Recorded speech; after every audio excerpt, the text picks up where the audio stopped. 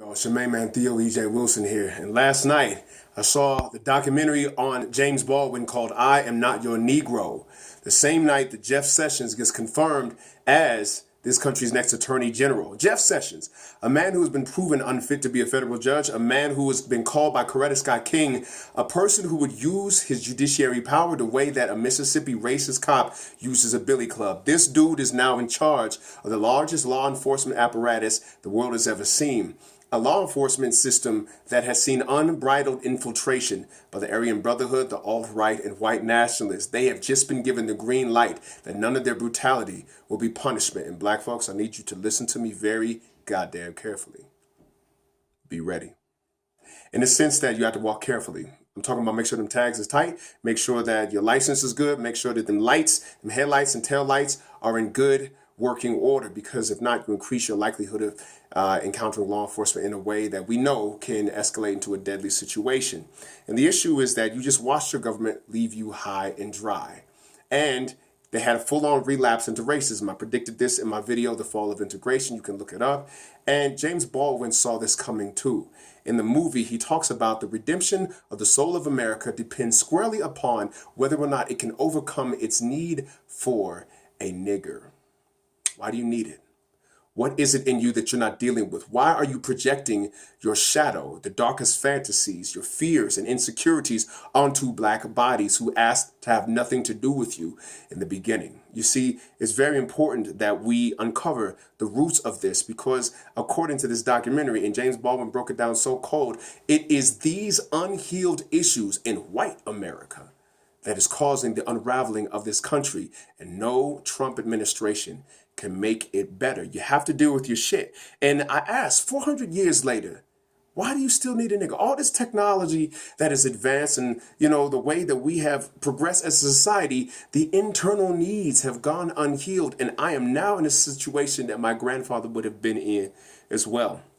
And it sucks, because what is different than his time is that we are in the integration generation. I am surrounded in my artistic communities by white folks who want to do nothing with me but just make good damn art, whether it's poetry, acting, music, you name it. These people just want to create with me. And it's more than that. It's the fact that we are family now, always have been, but not in the light. I go to Thanksgiving, and my own Thanksgiving table is a rainbow coalition of everybody, including lots of white folks. I got a lot of half-black cousins out here, and I'm grappling with this issue on a heart level, because I'm looking at what the future holds for us. But here's what I discovered. The greatest fear of both racist and non-racist white folks is that black people will stop believing in America, because it is our belief that has fueled the sacrifice that makes this country look like it is a redeemable experiment. In a sense, we have been both the savior and the scapegoat. We have been Christ to this country, the very redemption of its sins, and our sacrifices are almost expected now. This self-effacing thrust for unity at all costs, no matter how much pain it causes us, is like part of the status quo now. And it is the thing that fuels the illusion that is now incorporating and appropriating Mexicans and Muslims. They are now expected to toe the same line of patriotism, despite all the pain that I've been through to be here.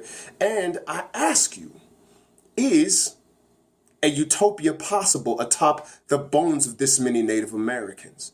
Is this truly a redeemable experiment? If we stop believing, so goes the dream. And when you look at what we've sacrificed already, look at the table that Trump is preparing for us to sacrifice at yet again. And I ask you, if you love us, white America, how can you expect us to bleed anymore?